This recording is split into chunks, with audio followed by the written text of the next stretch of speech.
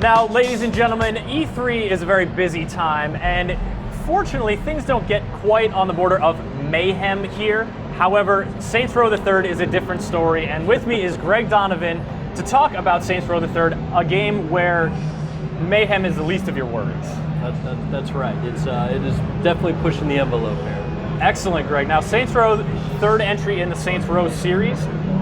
Saints Row 2, obviously open world action game, lots of craziness going on. One of these games we used to gather around in the office and just see, just start throwing people into the river or try to fly planes with no clothes on. Like silliness, just real open world playground kind of stuff. Is that what you're going for with Saints Row the Third as well? Yes, and then some. I would say that I think Saints Row 2 solidified its identity of being over-the-top gameplay. Yeah. We wanted to take that theme and that vision and prescribe it to everything, the whole experience. And I don't mean to interrupt you now, but there's already mayhem going on right now. There's, indiscriminate punching in the groin.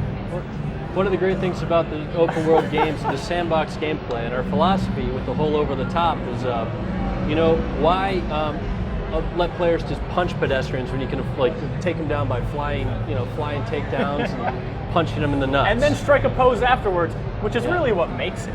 There's a certain unique blend of humor that is very indicative of the franchise, and it certainly comes off very well, we think, in this third iteration. And just one of the things that makes it such delightful mayhem. Now, what we're watching here is a big length of excellent B-roll you guys have brought by. So we're going to sort of, if you folks have questions on what's going on, Greg's happy to answer them. If you want to know why did he just have giant fists? What was that blue dangly thing that he just put away? Well, the whole philosophy is why give players a baseball bat? We can give them a giant phallic weapon. It's a lot more fun, again, hitting the over-the-top theme, fits in the universe. Some fun physics at play, too. Well, coming up here's something great. This section of the city is owned by the Luchadors, one of three gangs of the antagonists in the game. Well, first we're actually going to, meet with some of the citizens of Steelport. Just have a local dance-off. Yeah, we've got... Because you don't always want to punch someone until they explode. Sometimes you want to dance. Right, when they look like that. But you get a reward if you take these guys out. And then you could do it with an AK-47, but let's do it with calling in an airstrike. Who says close air support is just for military conflict? It's like we're giving players these types of weapons from the very beginning of the game. We think it fits. It's fun. So right out the gate, people aren't going to have to wait too long to start going crazy. Correct. I mean, it's like the start of Saints Row the Third. The Saints are at the top of their game. I mean, they're well-known celebrities. They've licensed out their image on lunchboxes, bobbleheads, tennis shoes, energy drinks. So they've got all this money and power. And contextually, for design, it makes sense that we give players these airstrikes and fun weapons right from the get-go. Sandbox gameplay is more fun when you have fun toys to play in it. That's absolutely true. And when you can just pick up and get to that fun stuff, you don't have to wait a huge long time. Now, I presume there will be some kind of progress throughout. You will get access to different stuff or new areas. Talk to me about how the game changes as you play. Right. Okay. So the basic backstory is that there's this group called the Syndicate. The Syndicate is made up of three gangs. They are a conglomeration of very powerful gangs. They ask the Saints to join them. The Saints say, "No way. We want to be by ourselves." That creates the initial conflict. They kidnap the Saints, you bust out of their private jet and land in their city. It's called Steelport. Saints Row the Third takes place in a completely new city called Steelport.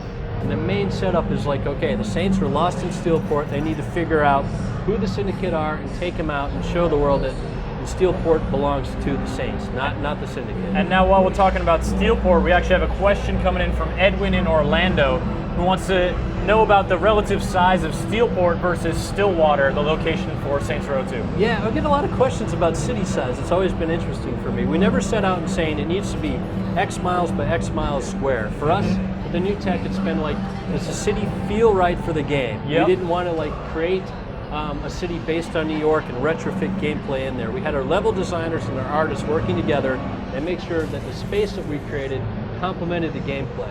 So I honestly don't know how big it is. I will tell you that it's certainly big enough. You're going to see here, there's flying vehicles, you can fly through it, and you're going to have more than enough area to explore. Excellent. Now, we've got one player playing right now in the B-roll, but one of the great things about Saints Row 2 was drop-in, drop-out cooperative play. Right. Is that making a comeback in the third? Absolutely. We think that model was, press and players alike really liked it. Seamless drop-in, drop-out. Come in anytime you want. We're not messing with it. We're making sure that is definitely a standout feature in Saints Row the Third. And so far we've seen tanks, we've seen this hot car here. Luke from Wales wants to know if helicopters are back.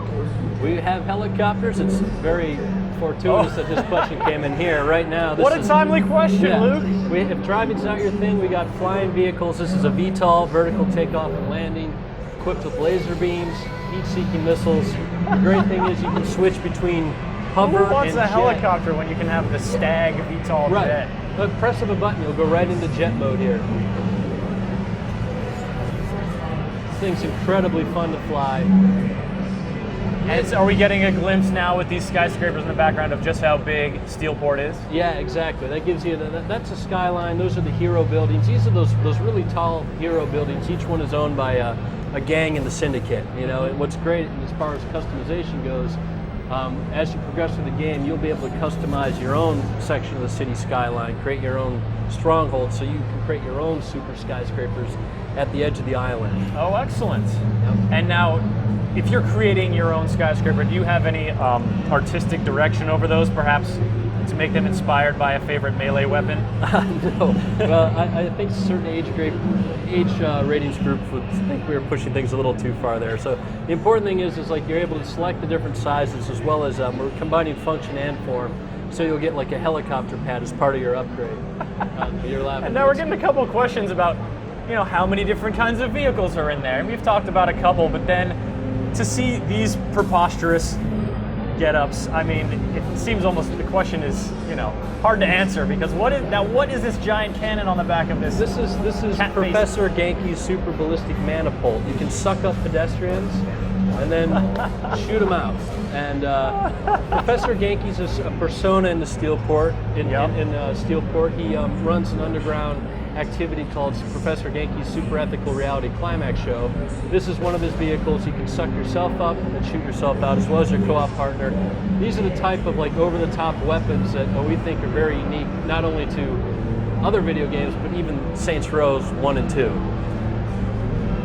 Yeah, I can't say that a portable human catapult with a Cheshire Cat face is something I've seen before. And that's a good 11, thing. we're joined by Dan Hay, creative Absolutely, producer. lots of fun, and it looks like we've reached the end of the B-roll there with that sweet dance move. Is that the case, or is it? I believe so, yes. All right, well, Greg, Saints Row the Third. Now we still got some time, so folks are asking questions. They're curious to know about. Certainly, there's plenty of ways for you to express yourself in Steelport and get up to all kinds of mischief. Give us an idea of some of the actual objectives you'll have to accomplish in your adventure. Okay, yeah, well, we're talking about critical path here, like the main narrative. Mm-hmm. When you find yourself in Steelport, you need to find out who the syndicate is, and you come to discover that it's comprised of 3 main gangs, and so you basically have to go through and take out each of the gang leaders. And about midway through the game, the U.S. government's watching this initial conflict, and they say, this is crazy, this is ridiculous, and they create this group called Stag. Stag is a special tactical anti-gang unit, and they send in this force whose task is to just wipe out not only the Saints, but also the Syndicate. So about midway through the game, it's like the whole world's set on fire, and you've got this additional antagonist. You got a whole new set of problems. Yeah, and the Stag, kind of near future government group, that gives you some interesting toys about midway through the game as well. Care to tell us about one of them? Later on in the campaign. Well, we did see the Stag Jet, so yeah, maybe the that's VTOL is just a little. It's a taste of things to come. Okay, and if we're starting with the Stag Jet and manned catapults and a tank and airstrikes, who knows? Obviously, there's plenty of room to improve on that. Yeah, it's just from the beginning. It was all about not only meeting players' expectations, but exceeding them and pushing the envelope. And we're very, very excited. Later on in the campaign, we have some really crazy, ridiculous, good things to show you. Now, we've talked a lot about sort of the campaign and that there's co-op throughout. Do we have multiplayer modes that we're speaking of today? We do not have competitive multiplayer modes, and I know a lot of people are upset and disappointed about that, but early on we wanted to focus on what we thought was the core of the game, single player and co-op experience, and make that as like robust and polished and focused as we could. And in Saints Row 2, one of the fun co-op experiences was a game called Zombie Uprising, which was sort of something outside of the main action, like a diversion, if you will. Yes. Does Saints Row the Third boast any similar diversions? Yeah, it absolutely does have it's like we are capitalizing on our experience from making SR1 and SR2, and we know that Zombie Uprising is a super popular activity. We are taking that and putting our own Saints Row the Third special spin on it, and I think players who like that activity are going to be blown away by what we've come up with. Zombies again, or something all new? Zombies and then some. And then some? Yeah. We're taking suggestions on what and then some could possibly be, because my mind just reels. Very cool, Greg. Now, is there any aspect of Saints Row that we haven't sort of touched on yet that you guys are showing off at the what's your presence here at E3 like? What are you guys doing? I've seen you have commandeered a parking lot across the the way. Right. And, I haven't been over there yet. They're doing a contest called Rim Jobs, which is the name of the store where you customize your vehicles in game. And lucky contest winner took his vehicle. I think it was a Honda Civic. I'm not sure. And they're gonna, it's like Pimp My Ride. They're gonna trick it out. I don't know what they're gonna make it into. But, okay. It's actually gonna be worth quite a bit more when they're done with it. And they also have, I'm told, a car wash, which is presumably being run by scantily clad. I believe, yes, women in bikinis probably are, applying. That seems in keeping with the sort of lighthearted attitude you guys are going for. Yeah, and E3 in general, right? So. All right. Well, so Saints Row the Third coming out for which platforms, and when can folks start just wreaking havoc in Steelport?